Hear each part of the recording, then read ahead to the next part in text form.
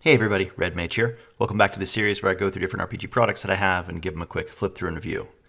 In this one, I'm going to be going through one of the new One Ring campaign books, Hands of the White Wizard. This is a fantastic supplement for the One Ring by Free League, and if you know anything about the rest of the Free League books, you'll know that this is no different. It is gorgeous, it is full of amazing art, fantastic cartography, and really creative ideas for how to run some cool adventures in the world of Middle Earth. Now, what I really like about this campaign, this set of adventures, is that essentially your patron is Saruman. And Saruman, the White, has not yet turned to evil. But over the course of the campaign, each of these adventures make it clearer and clearer that he's at least on the very edge. Now, it's way more tied into the actual Lord of the Rings story than any of the previous One Ring books. Yes, in the previous adventures and the previous supplements that were released, you could play, your patron could be Gandalf or Tom Bombadil or Elrond. But this one, the quests that you're doing tie you directly to some of the major events of the Lord of the Rings.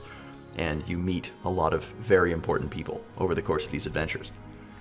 I'm not going to go through the entirety of the book. It's 152 pages in PDF form. But I just want to show you guys some of this book. First of all, the art throughout is just shockingly beautiful, as usual. By Free League, the One Ring books are some of the most beautiful books out there in the RPG space right now. Not just the cartography, but the incidental art, the full page art, the character art, whether it's more digital and has a more abstract look, or whether it's the very detailed, looks like pen and ink art. It's all good. It's all good. And one of the things that I love about these books is even if you don't really play the One Ring, if you're interested in the Lord of the Rings, then these are artifacts of interest. Just in that particular, niche. If you just like the Lord of the Rings and you want a lot of beautiful books, then these books are almost worth it just for that. Now, once again, if you guys know the Free League books, the One Ring books, you'll know the people who put them together love the Lord of the Rings. It oozes out of every page. The writing is so, I might even say tender towards Tolkien and the Lord of the Rings mythos. It's so careful to do honor to it and not to break it. It doesn't always succeed, right? Sometimes you have weird NPCs or a monster that doesn't quite seem to fit in with the Lord of the Rings general idea. But for the most part, it's just incredible. Even when it's like dealing with particularly very important people like Saruman, the book still does a good job of making the world around Saruman feel right and making Saruman himself make sense in the context of this world, especially Saruman the White, right? A wizard who is still good, who is still like Gandalf was, or like Gandalf is, Saruman is still trying to help the cause of the free folk of Middle Earth. Okay, well, anyway, this is super cool. You get a lot of hyperlinking, which is really cool for the PDF. Now, I've noticed that some of it isn't hyperlinked, and I don't know whether that's just a mistake or my particular edition. But so not all of it is hyperlinked, but some of it is. So I don't know what to make of that. At any rate, this is a brand new PDF, so I wouldn't be surprised if there were some errors.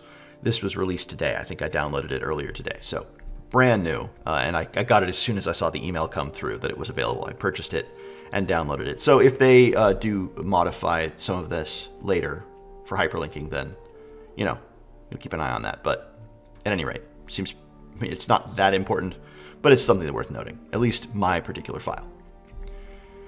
Look at this art. It's so good. And you get art like this throughout the whole book for the section headers with some quotations from the Lord of the Rings. And again, you could just kind of look at this as a piece of art. I just want this on my shelf. And many of the pieces in this book are like this. I just kind of want them on my shelves. Or on my shelf, or on my wall, I should say. Now, as I said, a lot of this book deals with Saruman himself and with the lore around him and the fact that he hasn't fallen.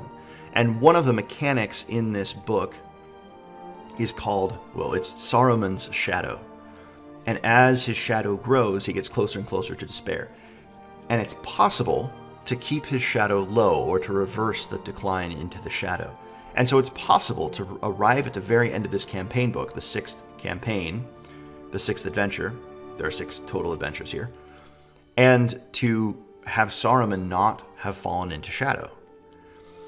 And in which case, the book says, well, first of all, your players should pat themselves on the back because this is very hard to do. And the game is designed to make that very difficult. It's almost inevitable that Saruman will turn evil. So it's just like, it would be a very, very rare group, I think, that could manage to keep him from going evil. There are so many little things that can send him all the way into shadow irreversibly. So you'd have to play it precisely right, or you as a GM would have to be very, very lenient. In any case, if you can manage to keep him out of shadow, then it suggests, well, what might happen differently?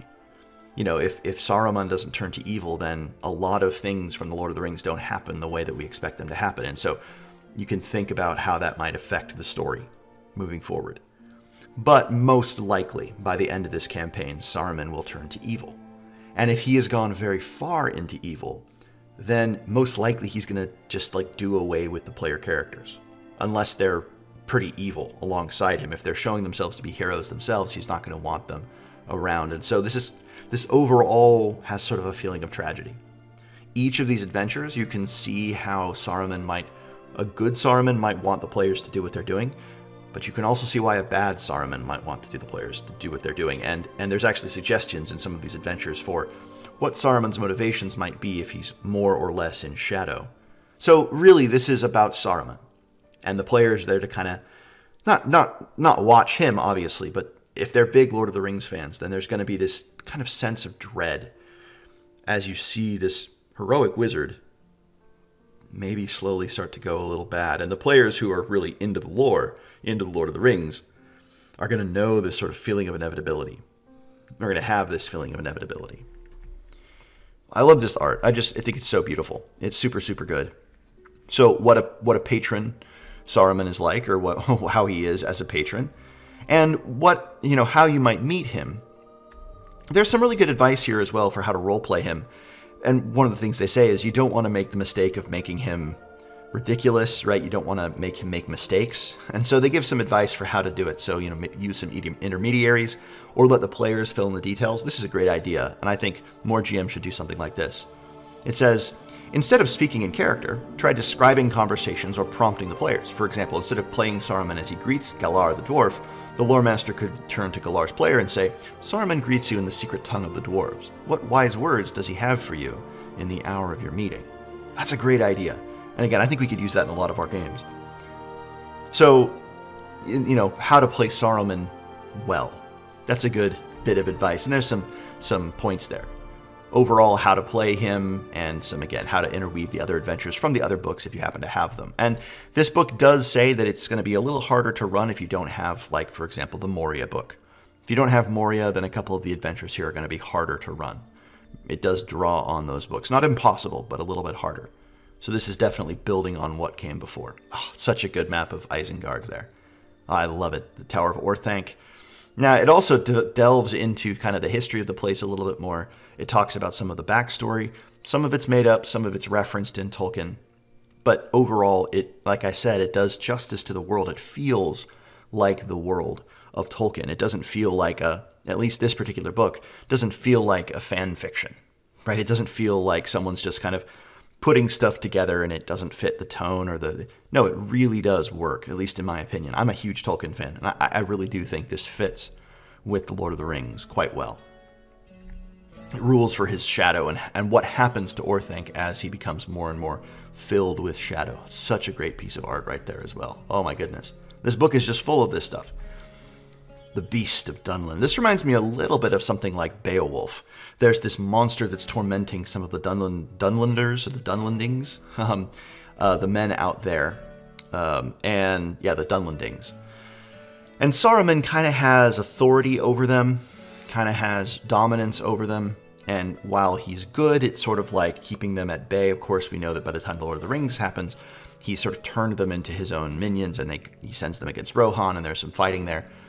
But from here, they kind of feel like Vikings. And so there's this hall where this monster is attacking, and Crow Hall. And Saruman, basically wants to make sure that these Dunlandings, these particular ones, stay loyal to him. And so he sends the players, who are his servants, subjects, out to go help this place.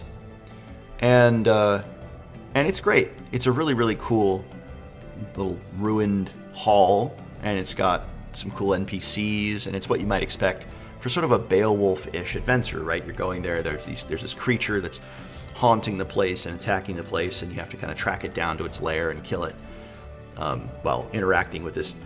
Some people more treacherous, some people more honorable. It's a really cool adventure. At least I think so.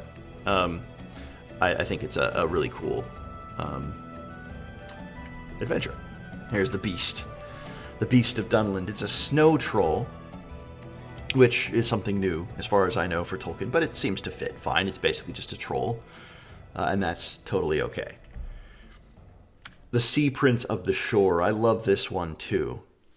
You're going along the coast trying to find why this black ship is sort of messing with these local villagers. What are they doing out there? What is it doing out there? And there's these elf towers out by the ocean. Tolkien, the village by the sea. And it has, one of the things I love about this, the Western world, all the stuff basically in Eriador, is that it's all old ruins. And there's these sort of villages, small villages that have been built up around them. I love that vibe of like these massive ruins with a small village built inside it. And you see that here at Tolkien. There's this massive pier that the village is built around.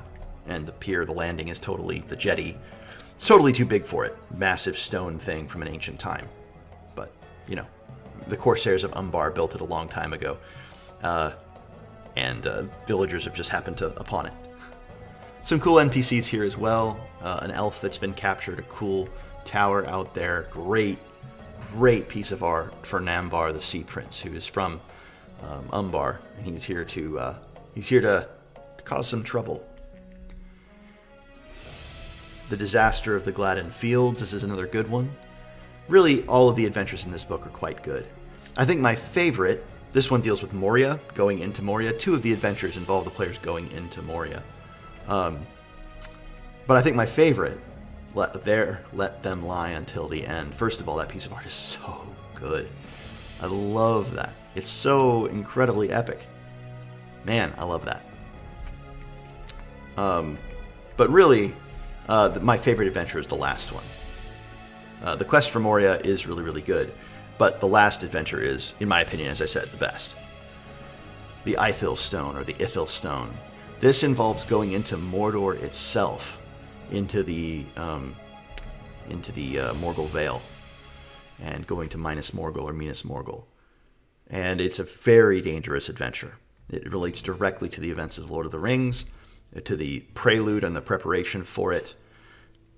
It's going to involve a lot of very important NPCs and some dangerous encounters and crossing over the river. Is it the River Anduin, I suppose? Yeah, it'd be crossing at the River Anduin. It's just really, really good. Once again, you get the map once again, you get a beautiful map. This is the Morgul Vale, and I just love how it looks. It's very simple, but there's something about that particular style of mountain and the valley between them. It looks like Lord of the Rings to me. I've said that many times in this review so far, this overview so far. But there's not much in this book that I don't like. In fact, I'll be honest, guys, there wasn't a single thing in this book that I didn't like. I liked it all. Some of it I loved, some of it I thought was pretty cool, some of it I thought was okay, but nothing was like or bad. This book is a fantastic addition to the One Ring set. Last page you get is this beautiful, like terrain type map, or not really terrain type exactly, but more like kind of terrain, whether it's perilous or dark or wild or a borderland, which determines some of your travel rules. I absolutely love this book. I think it's a fantastic, as I said, a fantastic addition to the One Ring collection. I ordered this as soon as I saw it. I'm a big One Ring fan. I'll get any of the books that they release, just period. I'm going to get them immediately when they release, and this was no exception. I also pre-ordered the Hobbit book, but that one hasn't been released yet, so I can't review that. I would, if I could. As I said, this is a fantastic addition to the set. It's up there. Basically, the last three books that they've released were Rings of the Three, or Kingdoms of the Three Rings, or Realms of the Three Rings, I think is what it was called. And that's about the elves and the three major lands of the elves. Then there was Moria, or maybe Moria was first, and then Realms of the Three Rings. And now this one. Now the One Ring, Hands of the Wizard, or Hands of the White Wizard. These are all fantastic. I mean, each of them have been, well, I would say 9.5 or 10 out of 10s. I mean, if they keep this up, this is going to be my favorite set of RPG books, period. It already is up there. It's some of my favorite books. The only thing that prevents me from just diving into this is the complexity of the system. It's hard for me to find players who are interested in trying it out, I have to admit. I've tried, but a lot of people are not so keen on jumping right into it. And simply time. That's it. This would be, I think this would probably be my game of choice if I had a group that was interested in playing, because I am really, really interested in running these books. So you have to keep everything that I'm saying with that grain of salt, or with that bit of information. I haven't ever run a One Ring game, but I love these books for the inspiration that they give me just in the hobby, for my other games, or even just, how do I put it? Books like this, The Hands of the White Wizard, books like this make me want to keep playing RPGs. They make me excited to play RPGs, even if I don't run those particular books. I don't know if you guys know what I mean, but there are some RPG books out there where you might not ever use it, but just the fact that you have it and you read through it and the ideas and the presentation and the art and everything about it, it makes you excited to be in that hobby and to play that hobby, to play RPGs, to make worlds, to tell stories. And this book, like the rest of the One Ring set, but this book in particular does that for me. I love the sort of tragic feeling of Saruman. I love the mechanics of the shadow. The particular adventures are great. You guys could easily take the adventures here and apply them to your own games, just change some names. But if you're running the One Ring and you're at all interested in this particular part of the world, I highly recommend you guys get this book. I'll put a link below to where you can get it. All right, well, this has been Hands of the White Wizard, the One Ring. Hope it's been interesting to everybody, and I'll see you all in another video.